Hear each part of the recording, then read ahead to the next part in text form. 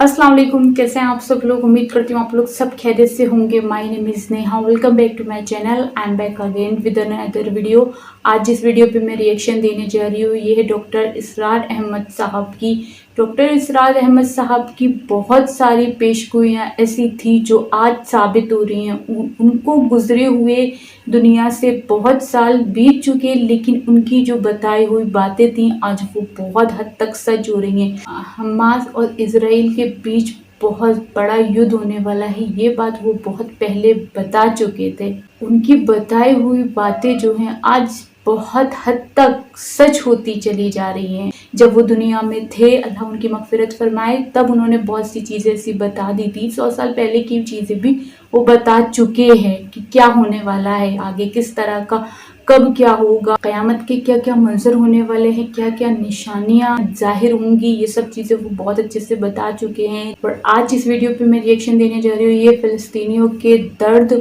आज हमें डॉक्टर साहब आज इस वीडियो में बताने वाले हैं डिटेल्स के साथ। तो फटाफट से वीडियो स्टार्ट करते हैं, टाइम को वेस्ट किए बिना। Let's started. और एक बात मैं और कहना चाहूँगी वीडियो स्टार्ट करने से पहले, जो ईमान वाले हैं वो फ़लस्तीन के लिए बहुत ज़्यादा दुआ करें। वहाँ के मुसलमानों को दुआओं की बहुत ज़्यादा ज़रूरत है। हर मोमिन मुसलमान के लिए दुआ करनी चाहिए, ये हमारा फ़र्ज़ बनता है। अब नोट कर लीजिए, ये किताबें अगर आप पढ़ना चाहें तो किताबुल मलाहिम में पढ़िए। बदतरीन अजाब अरबों पर आया खड़ा है, सरों पर तना हुआ है। बदतरीन ऐसी जंग होनी है अल मलहमतुल उज़्मा,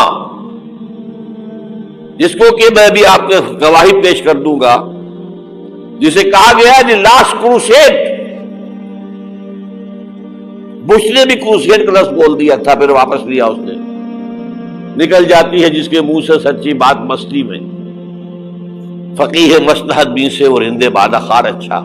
क्रूसेड कहकर फिर वापस लिया। ये क्रूसेड, इसके ऊपर जिस कदर नुकसान होना है अरबों का, ग्रेटर इजराइल बनेगा, इराक, शाम, उर्दून, सऊदी अरब का कुछ शिमाली इलाका, तुर्की का जनूबी इलाका, मिस्र का सेराय सीना, और उसके साथ ही जो बेहतरीन उसका जरखेज तरीन इलाका डेल्टा ऑफ नाइल, ये सब यहूदियों के कब्जे में जाएंगे। इसको हदीस में कहा गया अल मलहमतुल उज़्मा। ईसाई 80 अलम लेकर है मुसलमानों तुम पर हमला आवर होंगे, और हर अलम के नीचे 12,000 फौज होगी, 9.5 लाख फौज। ये नेटो की तैयारी किसके लिए हो रही है? जब यूएसएसआर का खात्मा हुआ तो पूछा गया था नेटो चीफ से, अब किस लिए? तुम्हारा वो दुश्मन तो खत्म हो गया। अब हमें इस्लामिक फंडामेंटलिज्म से निपटना है। वो जानते हैं खतरा यही है, अब इस्लाम उभर सकता है। मुसलमानों के सीनों के अंदर वो आग है, ऊपर खाक इस तरह आ गया है तो वे उठाना बैठ रही है, अंदर तो अंगारा है, ऊपर से राख है, इससे धोखा ना खा जाना इनके दिलों के अंदर। और बुश ने कहा था मुसलमान चाहते हैं कि हिस्पानिया से लेकर इंडोनेशिया तक निजाम खिलाफत कायम करें। और मैं हैरान हुआ था कि इस कमबख्त को हिस्पानिया का ख्याल कैसे आ गया। हमें तो कभी आता ही नहीं, अब हम तो भूल गए। वो तो 500 बरस पुरानी बात है, जबकि वहां से हमें निकाल दिया गया था। अगरचे इकबाल ने कहा था, है अर्ज़ फिलिस्तीन पे यहूदी का अगर हक, हिस्पानिया पर हक नहीं क्यों अहले अरब का। हिस्पानिया में तो 800 साल हुकूमत की मुसलमानों ने, और अभी 500 बरस से गुजरे हैं ना। यहूदी तो अर्ज़ मुक़द्दस से 2000 साल निकाले गए, उन्हें ना क्या बात किया गया, अरबों के सीने में खंजर भोंक दिया गया। वो छोटा सा मुल्क जो चाहता करता, कोई पूछने वाला नहीं। अमेरिका जैसे अपने बेटे की हिफाजत करे वैसे करता उसकी। और हुजूर ने फरमाया है वो जंग जब होगी تو ایک باپ کے اگر 100 بیٹے ہوں گے تو 99 ختم ہو جائیں گے، ایک بچے گا. یہ حدیث ہے، حدیث ہے صحیح. اور آپ نے فرمایا ویل للعرب من شر قد اقترب، عربوں کے لیے ہلاکت ہے، عربوں کے لیے بربادی ہے اس شر سے جو قریب آ چکی ہے. اور آج جس طرح انہوں نے ان کی تہذیب کو اختیار کر لیا ہے، دبئی جا کر دیکھیے، بدترین مغربی معاشرہ جو ہے وہ دبئی کے اندر ہم نے قائم کر کے دکھا دیا. اب سعودی عرب اس راستے پر بڑھ رہا ہے. اور اس کے بعد نمبر 2 پر جو ہے ہم پاکستانی ہیں. لیکن میں اس کے وہ پہلی بات جو کہہ رہا ہوں وہ تو یقینی ہے، اس میں تو احادیث صحیحہ موجود ہے. اگرچہ اس کے بعد پانسا پلٹے گا، پھر حضرت مہدی کا ظہور ہوگا، حضرت عیسیٰ کا نزول ہوگا، اور وہ گریٹر اسرائیل گریٹر گریو یارڈ بنے گا یہودیوں کا. ایک ایک یہودی قتل ہوگا، دفن ہوگا. یہ بات میں ہونا ہے، میں پہلی بات بات کر رہا ہوں. وہ پانسا پلٹے گا جب پلٹے گا. ابھی جو سامنے ہے وہ کیا ہے؟ جس ملحمۃ العظمیٰ کہا حضور نے، جسے آرمگیڈون کہتے ہیں عیسائی. آرمگیڈون کی اگر کہیں جا کر آپ دیکھیں گے، آپ ڈکشنری میں مانی تو کیا لکھا ہے؟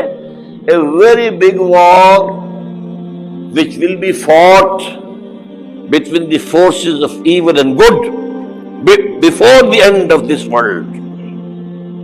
اس دنیا کے خاتمے سے پہلے خیر اور شر کی قوتوں کے درمیان بہت بڑی جنگ ہوگی. ارمجدون اسے کہتے ہیں عربی میں، اور آرمگیڈون اسے کہتے ہیں انگریزی کے اندر. اور یہ بائبل کی آخری کتاب کے اندر ہے، جو اس میں کہ مکاشفات یوحنا، ریویلیشنز آف سینٹ جان. یہ تو میں کہہ رہا ہوں یقین کے ساتھ، اور زیادہ دور نہیں ہے، آیا چاہتا ہے. اس لیے کہ یہودیوں کا اور عیسائی جو کنزرویٹوز ہیں، نیو کنزرویٹوز، ان کا 5 نکاتی ایجنڈا ہے متفق علیہ، جس کے تحت کہ یہ جنگ صلیبی شروع کی گئی ہے. تو سن لیجئے آپ. آرمگیڈون نمبر 1، گریٹر اسرائیل قائم ہو جانا اس کے نتیجے میں نمبر 2، مسجد اقصی اور قبۃ الصغریٰ کو گرانا نمبر 3، وہاں 3rd ٹیمپل، وہ مسجد جو حضرت سلیمان نے بنائی تھی 1000 قبل مسیح میں، پھر برباد کی تھی نیبوکدنیزر نے، دوبارہ بنائی گئی، پھر دوبارہ ختم ہوئی 70 عیسوی تک گری پڑی. ان کا خانہ کعبہ گرا ہوا ہے 70 عیسوی سے لے کر آج تک. ایک دیوار ہے ویلنگ وال، جہاں جاتے ہیں، روتے ہیں، پیٹتے ہیں، ماتم کرتے ہیں. وہاں وہ بنے گا 3rd ٹیمپل. اور نمبر 4، اس میں لا کر رکھا جائے گا تخت حضرت داؤد کا. یہ تخت کہاں ہے اس وقت؟ یہ لندن شریف کے اندر جو ان کی پارلیمنٹ کا جو چرچ ہے، ویسٹ منسٹر ایبے، اس میں رکھا ہوا ہے. ایک پتھر تھا جس پر بٹھا کر حضرت داؤد کی تاج پوشی ہوئی، پھر حضرت سلیمان کی ہوئی، پھر وہ پتھر رکھ دیا گیا جب حضرت سلیمان نے بنایا ہیکل مسجد اقصی. وہاں رہا وہ. ہر بادشاہ جو تھا یہودی اسی کے اوپر بٹھا کر اس کی تاج پوشی ہوتی تھی. سن 70 میں ٹائٹس نے گرایا اسے، ہیکل کو، وہ پتھر لے گیا، وہاں سے روم گیا، روم سے آئرلینڈ گیا، آئرلینڈ سے اسکاٹ لینڈ آیا، اسکاٹ لینڈ سے انگلینڈ آیا، اور اب وہ رکھا ہوا ہے 14ویں صدی عیسوی سے آج تک. وہ ویسٹ منسٹر ایبے میں رکھا ہوا، ایک کرسی کی سیٹ میں اسے بنا دیا گیا ہے تخت کی شکل. اب انگریزوں میں کوئی ملکہ ہو، کوئی بادشاہ ہو جس کی بھی تاج پوشی ہونی اس میں ہو، یہ لا کر رکھا جائے گا 3rd ٹیمپل میں. اور اس پر یہودیوں کے خیال کے مطابق ان کا مسیحا آئے گا جو مسیح دجال ہوگا. عیسائیوں کے خیال کے مطابق حضرت عیسیٰ آئیں گے، وہ ہمارا بھی خیال ہے حضرت عیسیٰ آئیں گے علیہ السلام. بہرحال یہ تو بعد کی باتیں ہیں نا، اس وقت جو میں عرض کر رہا ہوں عربوں پر بہت بڑا عذاب، اور پاکستان کا معاملہ البتہ یہ ہے، میں یقین سے نہیں کہہ سکتا، ہینگنگ ان دی بیلنس، ہو سکتا ہے اللہ تعالیٰ ہم پر رحم فرمائے، ہو سکتا ہے، اگرچہ اس کی کچھ شرائط ہوں گی۔ چمن کے مالک اگر بنا لے موافق اپنا شعار، اب بھی چمن میں آ سکتی ہے پلٹ کر چمن سے روٹھی بہار، اب بھی ہو سکتی ہے۔ اور یہ بھی ہو سکتا ہے کہ اللہ تعالیٰ نے معجزانہ طور پر ہمیں ملک دیا، ہم نے اللہ سے بدعہدی کی، وعدہ خلافی کی، غداری کی، لہذا سودا دی جائے اور ہم سے یہ ملک چھین لیا جائے۔ اٹس جسٹ پاسبل، دور نہ سمجھے، اس انہونی بات نہ سمجھے۔ جو گھیراؤ ہو رہا ہے آپ کے مغرب میں نیٹو فورسز اور مشرق میں بھارتی فورسز گدھوں کی طرح بیٹھے ہوئے انتظار کر رہے ہیں پاکستان اور ڈسٹیبلائز ہو جائے، یہاں اور بدامنی ہو جائے۔ اب لاہور میں پھر آج دھماکے ہو گئے ہیں، 2 دن پہلے کا دھماکہ میں سہ کے آیا ہوا ہوں، آپ کے سامنے بیٹھا ہوں، وہ جانے بچی ہیں، جو ہماری اکیڈمی کا حشر ہوا وہ تو میں آپ کو نہیں بتا سکتا۔ یہ سارا کیوں ہو رہا ہے؟ تاکہ یہاں بدامنی ہو جائے اور ہمیں جواز مل جائے، مغرب سے نیٹو فورسز داخل ہو جائیں، مشرق سے بھارتی فورسز آ جائیں اور ہمارے ایٹمی دانت توڑ کر اور پھر ہمیں بھارت کے سامنے ڈال دیا جائے، نو ڈو ایز یو لائک۔ یہ ان کا نقشہ ہے، ہوگا کیا وہ اللہ جانتا ہے، ہوگا وہ جو اللہ چاہے، لیکن اللہ کا چاہنا جو ہے وہ کس پر منحصر ہے؟ یہاں انقلاب برپا کرو، یہاں اسلام لاؤ، اگر دھندوں میں لگے رہو گے تو وہ خود بخود نہیں آ جائے گا انقلاب۔ صحابہ نے جانیں دی تھی، کتنی تکلیفیں اٹھائی تھی، 12 برس تک مکی دور کے اندر با نشہ درویشی در ساز و دمادم زن، جو پختہ شبی خدرا بر سلطنت جم سن۔ یوم طائف یاد ہے جو حضرت عائشہ فرماتی ہے کہ میں نے پوچھا تھا حضور سے کہ یوم احد سے زیادہ سختی بھی آپ پر کبھی آئی؟ یوم احد پر کیا ہوا تھا؟ تلوار کا وار پڑا تھا آپ کے چہرہ مبارک،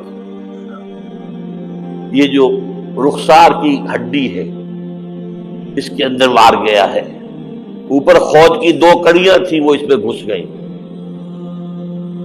2 دندان مبارک شہید ہوئے۔ وہ خود کی کڑیاں ایک صحابی نے اپنے دانتوں سے پکڑ کے کھینچنے کی کوشش کی، دانت نکل گئے، وہ نہیں نکلی، کیا جتن کر کے نکالی گئی ہوگی تو خون کا فوارہ آیا، اتنا خون گیا ہے کہ آپ بے ہوش ہو گئے، گر گئے، اور مشہور یہ ہو گیا کہ آپ کا انتقال ہو گیا، شہادت ہو گئی۔ یہ سیرت کبھی پڑھی ہے؟ حضرت عائشہ کے ہوش کا تو یہی دور تھا نا، یوم طائف میں جو آپ کی کیا تھی، بچی تھی، انہیں کیا پتا کیا ہو رہا ہے اس لوگ کے ساتھ۔ 3 دن تک حضور مکے کی گلیاں اور وہاں کے اوباش لوگ پتھراؤ کر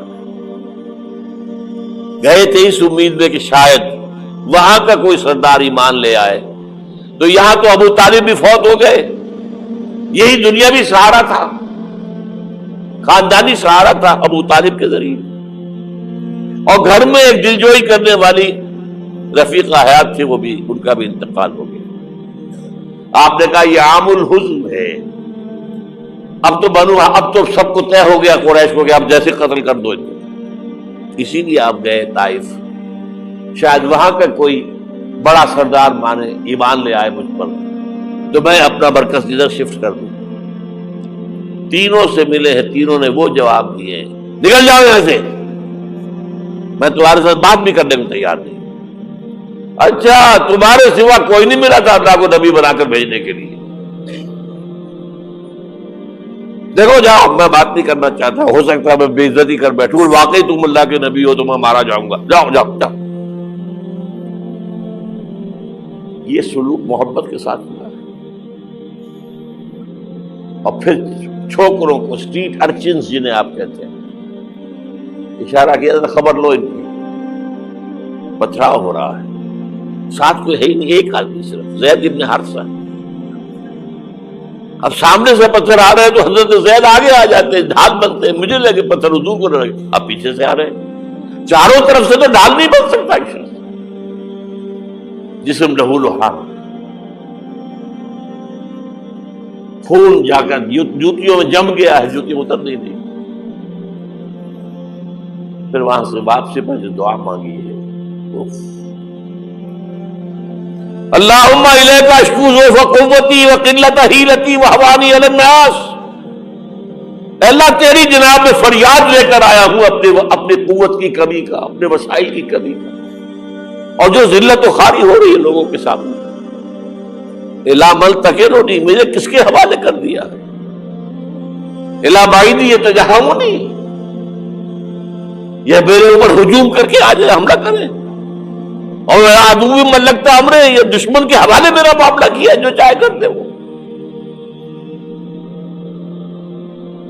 لیکن پھر ابدیت غالب آتی ہے، ان لم یکن علی غضبک فلا ابالی، اللہ اگر تو ناراض نہیں ہے تو مجھے کوئی پرواہ نہیں، سر تقدیم خم ہے جو مزاج یاد میں آئے، مجھے اندیشہ یہ ہے کہ تو ناراض تو نہیں ہوگی۔ یہ تکلیفیں جھیلی ہے، سینکڑوں صحابہ نے جانوں کا نذرانہ پیش کیا ہے، احزاب کی جنگ میں فاقوں پر فاقے ہو رہے تھے، اور ان فاقوں کی حالت میں خندق کھودنے کا حکم ملا ہے، لوگوں کی کمریں دوہری ہو رہی ہیں، پتھر باندھے ہیں اپنے پیٹوں سے، اپنے چادروں کے ساتھ کس کر کمر دوہری نہ ہو جائے، اور جب صحابہ کدالیں چلا رہے ہیں تو کیا کہہ رہے ہیں؟ نحن الذین بایعوا محمدا علی الجہاد ما بقینا ابدا، اللہم لا عیش الا عیش الاخرہ۔ صحابہ کہتے تھے ہم وہ لوگ ہیں جنہوں نے محمد سے بیعت کی ہے کہ جہاد کرتے رہیں گے جب تک جان میں جان نکل جائے تو بات، اور جان ہے، چاہے ابھی بھوک سے کمر دوڑی ہوئی جا رہی، جان تو ہے۔ اور ایک دفعہ کہتے تھے اللہم لا عیش الا عیش الاخرہ، اے اللہ عیش زندگی تو آخرت کی زندگی ہے۔ اور حضور فرماتے تھے، حضور کے بیٹھے ہوئے نہیں تھے گاؤں تکیہ لگا کر، پتھر اٹھا کر خندق میں سے لے جا کر باہر پھینک رہے تھے۔ جب صحابہ کہتے ہیں اللہم لا عیش الا عیش الاخرہ، حضور فرما رہے ہیں فاغفر الانصار والمہاجر، اے اللہ ان انصار اور مہاجرین کی مغفرت فرما دے۔ پھر حضور کی خدمت میں کچھ لوگ آئے، حضور اب یہ فاقہ ناقابل برداشت ہو گیا، دیکھیے ہم نے یہ پتھر باندھے ہوئے اپنے پیٹ کے ساتھ۔ حضور نے کرتا اٹھا کر دکھایا، وہاں 2 پتھر بندھے ہوئے۔ یہ ہے سیرت النبی۔ آپ کس چیز کو سیرت النبی سمجھتے ہیں؟ بہرحال اس موضوع پر میری ایک کتاب ہے منہج انقلاب نبوی، یہ انقلاب کیسے آیا تھا۔ اگر دل میں ذرا بھی آرزو پیدا ہو گئی ہو کہ اللہ قبول کر لے مجھے قبول کر لے اس کام کے لیے، تو وہ کتاب آپ کے لیے مست۔ لاسٹ میں ڈاکٹر اسرار احمد صاحب نے بولا یہ ہے سیرت النبی، ہم کس کو سیرت النبی سمجھ رہے ہیں؟ یہ ہے نبی کی سیرت، پیٹ پہ پتھر بانے ہیں اور فاقے سے ہیں، پھر بھی لب پر اللہ کا شکر ادا کر رہے ہیں، یہ ہے سیرت النبی۔ اور ہم کس طرح کے ہیں؟ ٹھیک سے 5 وقت نماز بھی ادا نہیں کر پاتے، تو کیا ہی ہم اللہ کی رضا کے لیے کر رہے ہیں؟